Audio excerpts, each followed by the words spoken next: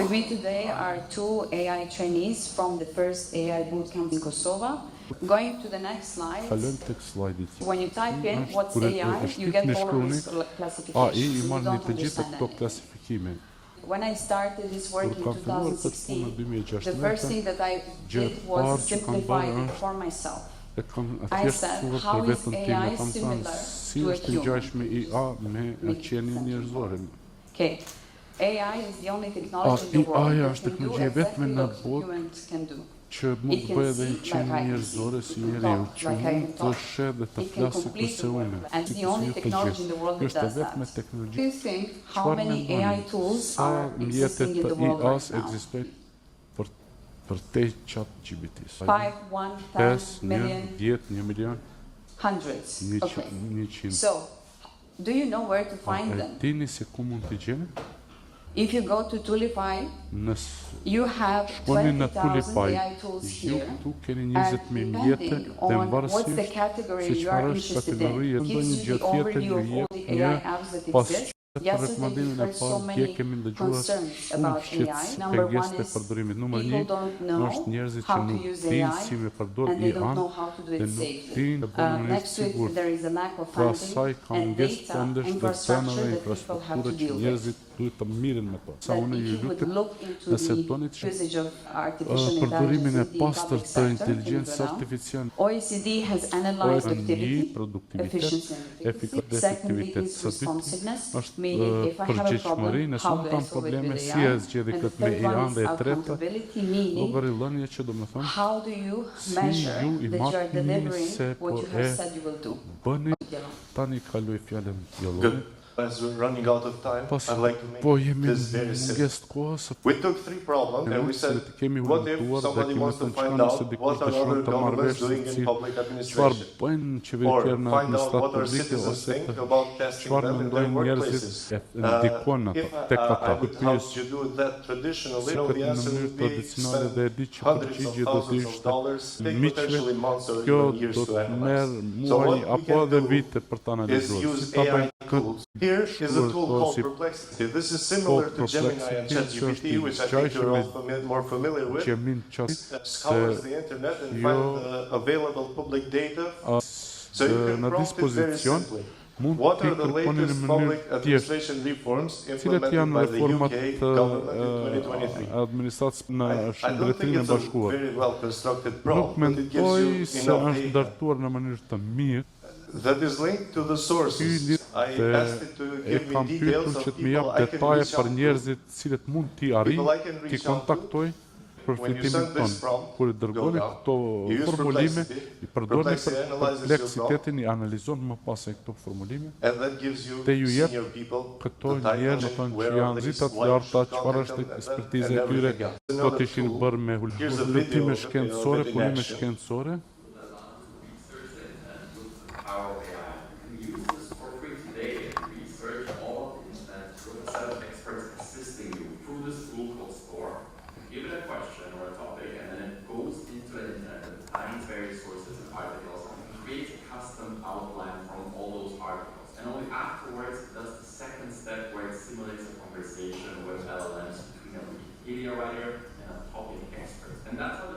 Here, Bullshit AI is an AI that can gather feedback from your customers, businesses, inside 48 hours.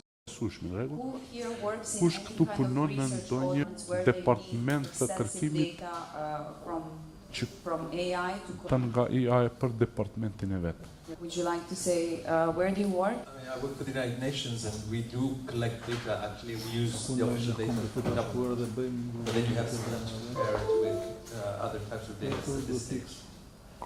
Vary from issues of water to reforestation, SDG 16 implementations, roughly about the SDG goals, the Agenda 2030. What's the biggest challenge in collecting the data? Well, not always you don't have accurate data, and countries don't have the capacity to generate or send you the data on time. And discrepancies also. if we had more time, we would take this data and we would audit it. So I would say, imagine that I'm working in a certain department and compare me this against my legislation or against my department rules. So it's only extracting, it's not creating, and this is much more viable approach for everyone. So now I will hand over to Endrit. One very important topic is skilling your workforce. Third of all workers use one form of AI. You can see that 50% of employees need to have a form of reskilling to adapt in AI era. And here's the, let's say, the challenges that come with not knowing how to use AI properly. Some governments have forbidden the use of AI because of concerns of data leaks, but this shows us that people are still using it because people aren't being upskilled in a proper way. Because what one thing works for me doesn't work for everyone. So you need to find that AI tool, AI model that suits you and your work. So here I have two examples. The first one is a bad example how to use ChatGPT. As you can see, it says, show me how to do AI marketing. If you are looking on AI marketing, would you prompt it this way or another? There's a proper form of how to interact and communicate with AI, and it's called prompt engineering. There are 1,000 ways how you can do it, but this turns out to be the most successful one. Here you can see MIT courses how to prompt effectively, so prompt engineering. And one important video that I need to show you is this one from the NVIDIA CEO. If you could just play it. I want to talk about education. So today, knowing what seeing what you see and being at the cutting edge of the technology, what should people focus on when it comes to education? What should they learn? How should they educate their kids and their society? Well, excellent question. I'm going to say something and it's going to sound completely opposite of what people feel. You probably recall, over the course of the last 10 years, 15 years, almost everybody who sits on a stage like this would tell you it is vital that your children learn computer science. Everybody should learn how to program. And in fact, it's almost exactly the opposite. It is our job to create computing technology such that nobody has to program. And that the programming language is human. Everybody in the world is now a programmer. This is the miracle of artificial intelligence. For the very first time, we have closed the gap. And this is the reason why so many people can engage artificial intelligence. It is the reason why every single government, every single industrial conference, every single company is talking about artificial intelligence today.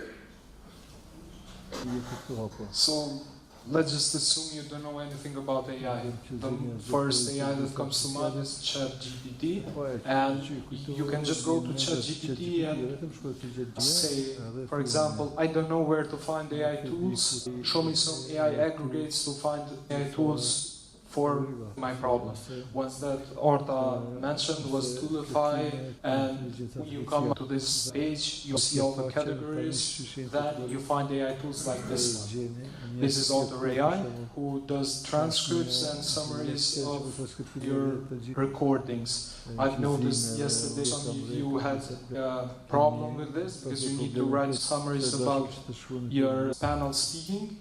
And I did this when I spoke to the Nordic CEO of Deloitte. We talked about upskilling, and I just copy-pasted the transcript and it generated a whole summary.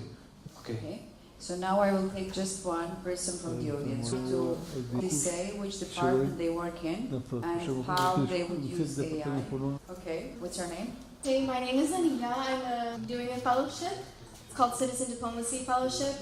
Currently working in the cabinet of the Minister of Foreign Affairs, and a task that we have to come up with press releases. I don't have experience with doing press releases, but ChatGPT or AI tools have served as a useful tool to sort of get a format of how to do that. So that is one concrete example of how I've recently used AI tools. Thanks a lot. Okay. So going back to Slido, I will just say AI currently has higher intelligence than Einstein. So those who say that it cannot do what we humans can do are in for a journey. But that doesn't mean that you should be scared. My true hope is that you see it as an opportunity and it creates solutions to the problems.